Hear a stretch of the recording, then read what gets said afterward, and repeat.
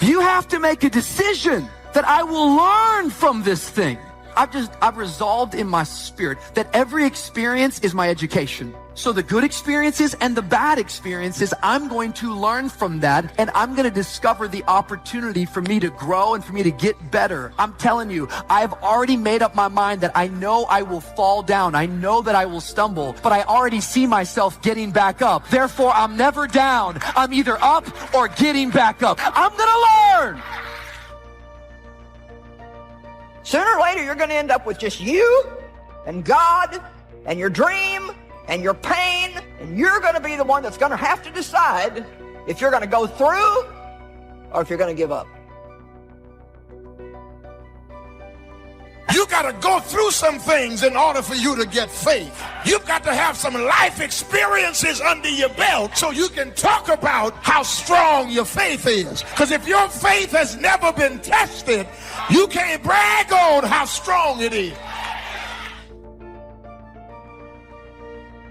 Anxiety, it makes us feel out of control, and we're trying to put things in order. And so often the very thing that we're afraid of, it's not even as bad as fear itself. Fear is always false evidence appearing real. And when you abide in fear, you're going to always be running for your life. That's why we're the people of God, and we focus on our faith, because our faith always leads us to life, and life more abundantly.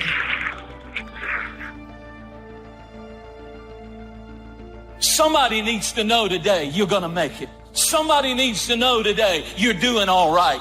You may not be what you ought to be, but you're not what you used to be. And you're going to get there by God's grace. Don't you give up. Don't you quit. And don't you keep putting yourself down. You're doing better than you think you are. Yet what I'm learning more and more in life is that it's fear that causes anxiety. The other side of the coin from depression is always anxiety. Anxiety has this ability to stretch your soul thin, and you feel out of control. Depression, on the other hand, is when you feel like your life is being constricted inward and darkness is enveloping over you.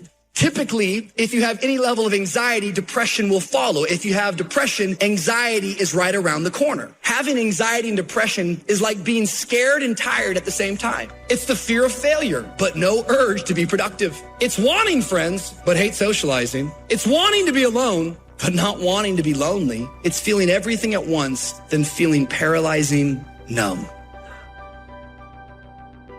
What story do I want to tell later down the road? See, every stage in our life becomes a story. At some point, you will end up telling it. We have to remember that the decisions that we make today will be a part of our life story tomorrow. So as you're making the decision, you got to ask yourself, what story do I want to tell a little bit later down the road? And if what you're doing does not line up with what you think you want to tell a little bit later, then you might want to rethink what you are doing. The ones that don't turn out to be good gives you experience to make better decisions. Don't let much time go by without making some decisions. The ones that you can make quickly, make them quickly. The ones that take time, take your time. Don't let indecision be an enemy, rob you of the future, empty your bank account. Don't let that happen. Now, I know that sounds boring, stupid, basic, but it's the truth. The only thing that changes our life long term is when we raise our standards. What does that mean? That sounds so boring and dumb. It means that all of us in life have things we want. We don't get what we want. We get what we have to have. Remember I said earlier, we all get what we tolerate in ourselves and other people. But when you're no longer willing to tolerate something, that's when your life changes. The difference in people is their standards, period. If you want to begin to really enjoy a happy, successful, healthy life, you've got to be willing to go against the tide. You've got to be willing to harness your will and say, in spite of this, I'm in control here. I'm not going to let this get me down. I'm not going to let this destroy me. I'm coming back, and I'll be stronger and better because of it. You have got to make a declaration This is what you stand for. You're standing up for your dreams. You're standing up for peace of mind. You're standing up for health. You want it, and you're going to go all out to have it. Expect things to get better for you, because they are. See, life is cyclic. You're not, whatever experience you're having right now, it has not come to stay. It has come to pass. Not to stay, just to pass. It's just going through. The biggest challenge is to know what's happening. This is a part of this thing we call life. This too shall pass. And maintaining perspective, putting it in perspective. There's so much knowledge out there, so much information, so many ways to get better. And we make so many mistakes. We're the product of our mistakes. And oftentimes the lesson is sitting there right in front of our face. It's there to be learned, but we miss it, or we don't pay attention to it, or we think we know better until it punches us in the face. And the most important thing to learn is that we have so much to learn. We all do. And we can learn from school and from people and from experience, and we learn from life. You have to process the information. You have to absorb it. You have to accept it. You have to open your mind. You've got to free your mind so that you can learn and make real progress. And as far as regrets and things I wish I would have done differently, of course, who wouldn't want to take another go at something and improve on the first try by doing it again? And then why not do it again and again and again? And why not just do it over and over again until you have it perfect? But the fact is, you don't get that chance. You get one shot at this gig right here, life. I sometimes think that the bigger regrets in life are all those things that, like, I know I should have done. Those moments that I should have stepped out of faith, those moments that I should have been courageous, those moments that I should have walked in confidence, those moments that I should have stepped out, but instead I shrinked back in fear. Because it's not just the bad things that I've done, but rather it's the good things that I haven't done. See, every one of us in here, we will fall short and do something wrong. The question is, which ones of us in here will actually stand firm and do something right? That you're not afraid to recreate yourself, that you're not afraid to be adventurous, that you're not afraid to be back at 1 again, like 1, 2, 3, 4, 5, 6, 7, 8, 9, 10, 11 is 1 again on the next level. 21 is 1 again on the next level. 51 is 1 again on the next level. And some people don't grow because they're not willing to give up the 10 to be 1 again.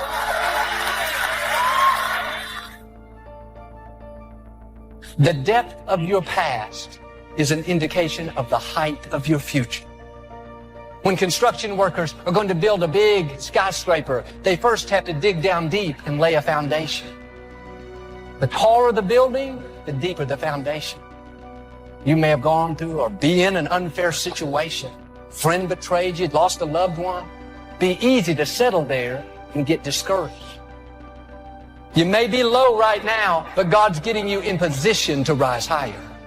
There are new levels in front of you, new levels of joy, new levels of influence, new relationships, new opportunities right in your future. And if you're not willing to give up the 10, you'll stay where you are for the prestige of having reached 10. And not willing to go back to 1 again, you failed to grow to what your capacity was meant to be, because you don't want to be a sophomore once you've been a senior. You don't want to say, I don't know again. You don't want to do anything that's out of your comfort zone again. You don't want to go into the unfamiliar again. And you stop growing because you stop going. In order to keep growing, you have to keep going. And you cannot love the prestige of 10 to the degree that you failed to come to 11. 11 puts you in a room with 20s. And some people can't stand to be in a room with 20s. Once they have reached 10, they'd rather be a big fish in a small pond than to swim into a bigger stream and be surrounded by whales and sharks and all that kind of stuff. They like image more than reality. You're going to need to step out in faith. You're going to need to put your foot in the water. You're going to have to maybe say goodbye to some stuff. Some of you have no idea what God would do for you, and the only way you're ever going to know is to step out and find out. You say, well, what does that mean? Well, I mean, let's just say that you hate your job. I mean, all you do is complain about it. You don't like it. You don't like the people. You don't like the work. And you've really got something else in your heart that you'd love to do, but you live in fear that if you give that up, you might not have anything. Yeah, see, walking by faith, living by faith, the just shall live by faith. That means everything is a step of faith. And sometimes it's comfortable and you've got all the details in place, but very rarely. Most of the time, if you're going to live by faith, if you want to really find out what God can do for you, you are going to have to, so to speak, take a chance. And sometimes you're barely making any progress. Sometimes you're barely making any progress at all. And that tough situation is making you want to stop. And what you eventually learn is you can't stop. When you're going through tough situations, you got to take that next step. You got to keep moving forward. We're going through a pretty tough situation right now in a lot of different ways. Take that next step. Keep moving forward.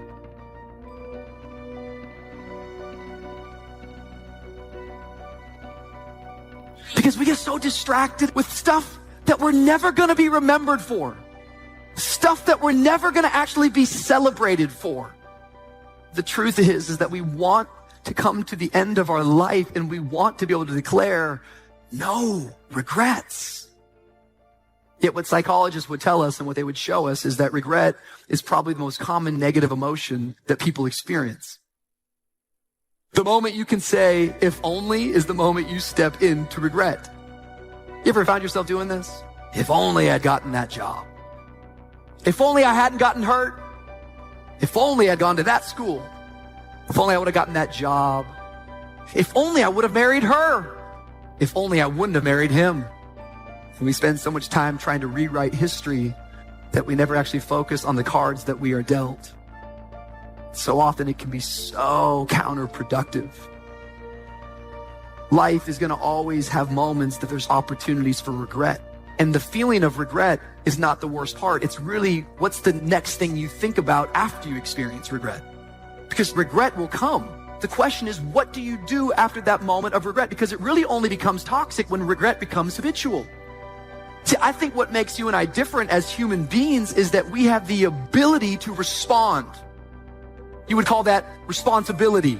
That you and I can choose and we can determine and define our reaction. That yes, we will make mistakes, and yes, challenges will come, and yes, there will be these moments that we want to rewrite history. But I'm telling you tonight that if you'll choose your response, if you'll decide now that I'm going to react the right way, you can actually learn and grow from your moments and your mistakes. I trust God. I lean on God. I trust God for wisdom. I trust God to show me what to do when I don't know what to do. I trust God for my deliverance. I trust God for my peace. I trust God for my healing more than I do the doctor. I trust God for my rest. I trust God to show me how to live life every day. I trust God that I'm not going to go crazy. I trust God that I won't be sick and end up dying before my time. I trust God that he'll protect me when I'm flying over the oceans of the world. I trust God. I lean on him because no man, no person, no system, no thing, no amount of money, none of that will be able to do you like God will. And I put my trust in him. Begin today that you were born to do something great with your life. that you're extraordinary. Listen to me, that you're enough, that you're special, that you're favored, regardless of where you come from. But every day, some of us are killing ourselves with the shame we carry from something we've done, some humiliation, some fear. Every day that tells us we're not enough, we're not strong enough, pretty enough, smart enough, favored enough, that we're doomed. And we carry these guns in our head every day that shame us, that take our confidence from us, that steal our joy. You can put those things down in your life. You could decide today that you were born to do something great. You could decide today, just intentionally, to set this weapon down, whatever it is, something you're just not proud of that you've done.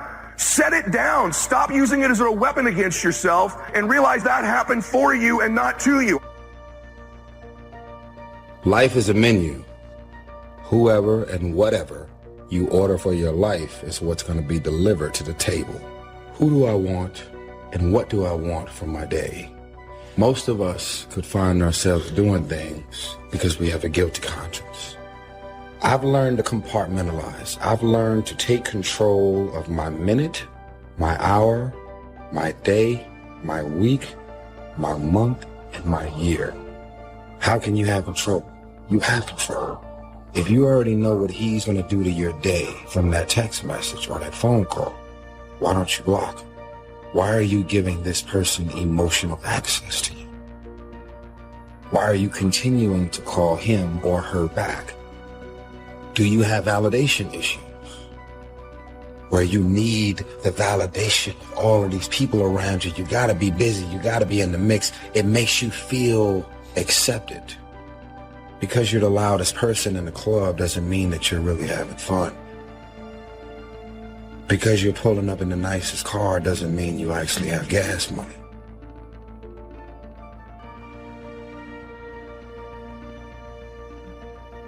Here's what's important. Debate all major issues.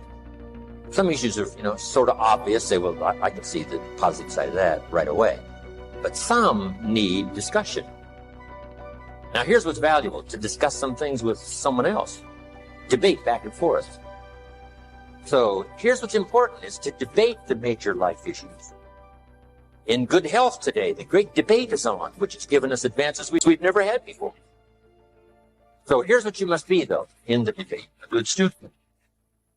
Open to learning. Defending and learning. It's important not just to defend. Defend and learn. Defend your point of view until it's sort of obvious that you've got to give some ground here because you haven't done your research. But this debating is important. We have to debate the health issues. One health book says, do this, you'll live forever. The second health book says, if you do that, you'll die young. So here's what we should do. Make the note. Be a student, not a follower. Every day in 1,000 different ways, we are trying to improve ourselves by learning how to do things. We spend a lifetime gathering knowledge in classrooms, in textbooks, in experiences. Now, if knowledge is power, if knowledge is the forerunner to success, then why do we fall short of our objectives? Why, in spite of all our knowledge and in spite of our collective experiences, do we find ourselves aimlessly wandering, settling for a life of existence rather than a life of substance? While there may be many answers to this question, the fundamental answer is the absence of discipline. Applying all that we know. That's the key word, discipline, self-discipline. We might add one more word here, consistent. Consistent self-discipline. Better than knowledge is applied knowledge. And once we've applied our knowledge, we must study the results of that process. Apply our knowledge, study the results. Refine our approach. Finally, by trying and observing and refining and trying again, our knowledge will inevitably produce worthy results, admirable results. And with the joy and results of our efforts, we continue to apply, to learn, to observe, to fuel our ambition with the positive reinforcement of continued progress. Pretty soon, we'll find that we're swept into a spiral of achievement, a vertical rise to success. Discipline is the root of all good qualities, but you have to absolutely apply it to things. outside of just waking up early. It's everything. It's working out every day, making yourself stronger and faster and more flexible and healthier. Discipline is eating the right foods to fuel your system. It's about disciplining your emotions so you can make good decisions. It's about having the discipline to control your ego so your ego doesn't get out of hand and control you. It's about treating people the way you would want to be treated. And doing the tasks that you don't necessarily want to do, but that you know will help you or help your team. It's about facing your fears. It takes discipline to face your fears so you can conquer them. And that's what discipline is. Discipline means taking the hard road, the uphill road, to do what's right for yourself and for other people. It's so often the easy path that calls to us to be weak for that moment, to break down for that moment, to give in to the desire and the short-term gratification. But the discipline will not allow that. The discipline calls for strength and fortitude and will. It won't accept weakness. It won't tolerate another breakdown. The discipline can seem like it's your worst enemy. But the reality is, discipline is your best friend. It will take care of you like nothing else can. And it'll put you on that path. The path to strength and health and intelligence and happiness. And most importantly, it'll put you on that path to freedom. Simple part that most people don't understand is that every thought we think and every word we speak is creating our future. It's as though our thoughts go out into the universe and are accepted and brought back to us as experience. Now that is a very simple thing, but most people don't get it. They don't understand it. They've never heard it before and they think it's ridiculous. But if you can really accept the fact that every time you think a thought and every time you speak a word, you are literally painting your future, making your dinner, whatever you want to call it. You are creating, and you're creating your own life. And this is simple, but it's not easy to accept. But once you accept it, then you can start deliberately creating what you want in your life. And you begin to be aware of what you don't want in your life and how you are contributing to it. Now, I think this has been around forever, but for some reason in the last 20 years, the universe has wanted this to go out among all the people, or all the people that are ready for it. See, most of us just think, and we don't pay any attention to what we're thinking. We're just doing it. But that's something you need to train yourself to do, to begin to train yourself to be aware of what you're thinking. And one of the ways to do that is to periodically say to yourself, what am I thinking? Would I like this thought to create my life? Would I like to have the experience that this thought could bring to me? Now, it takes a while to do that, but even if we can begin on the smallest level to be aware of our thinking, we can start to make changes. I love talking about discipline because I think so many people, that word has such a negative connotation around it, right? It just sounds bad. Discipline, like you're going to feel pain or someone's going to hurt you or you're in trouble for something. And I want to start having you think about it in a really positive way, because discipline equals freedom. 100%. It has been the theme throughout my entire life, is how if you have structured discipline in your life and you start doing the things that you don't want to do, especially if you do them first, you are absolutely going to free yourself of all of the different pain that comes with not getting your goal. accomplished, that comes with not taking care of yourself, that comes with living with regret. So before, way back in my early 20s, and even through my mid 20s, when I would, I was trying to create habits around maybe eating right, or habits around working out. And let me tell you, habits around getting stuff done. I literally in my head told myself all the time, my mantra at the time was, I never finish anything. So what do you think I did? I finished nothing, because that's literally how I talk to myself. Well, I never finished anything. This is another thing I didn't finish. So I had to switch that mantra around, and it was also realizing how important discipline was and how much freedom came with it.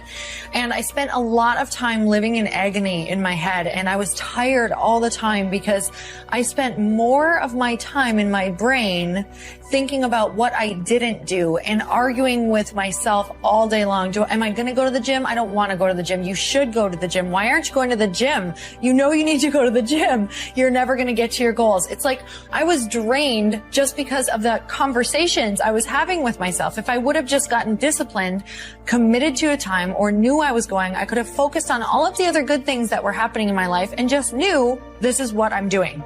It's like just saying, okay, well, here's what I'm doing so I can forget about it until the moment that it comes, and I'm going to do it because I'm committing, truly committing to discipline, and how freeing that is. And when I started getting a great discipline habit around all of the things that I wanted to do, I started to notice how much more free I felt, how much less anxiety I felt, how when my head hit the pillow, I felt proud instead of another day just went by that I'm further away from my goals and I have regret and I'm feeling my life race by me, right? Those are all feelings that do not feel good, that discipline can free you from.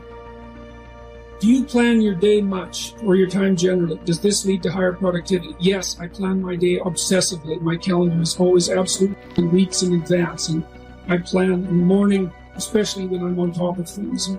And I plan each hour, and I probably plan each minute. And yes, it leads to way higher productivity. You decide what your goals are going to be. You place them in the calendar. Use the calendar as your friend, eh? Because what you want to do with the calendar is design a day that you want to have, or a day that would be good for you. And a day that would be good for you is one that you're, when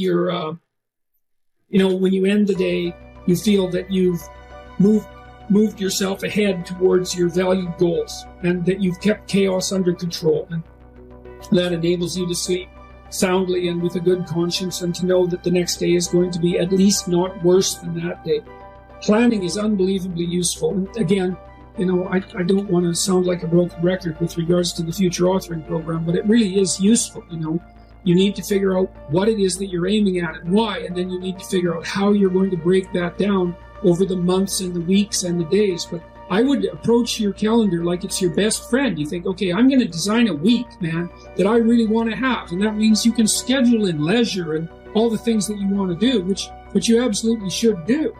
And it's also quite fun to give yourself minimal time to do something complicated, because it's quite challenging to see if you can do far more than you thought in far less time. And so that's a fun game. And the other thing you can do is, like, if you're avoiding something, you could schedule in 5 minutes of it. Say, well, like if you're avoiding looking at some bills because you're afraid of them, your first step might be to schedule in 5 minutes where you just look at the bill. You don't do anything else. And, you might be able to entice yourself into doing that. So, but I would say, learning to plan is unbelievably useful, to schedule your time, because that's your life, but schedule the life you want. That means you have to schedule your responsibilities obviously, because responsibilities are those things that ruin your life if you don't fulfill them.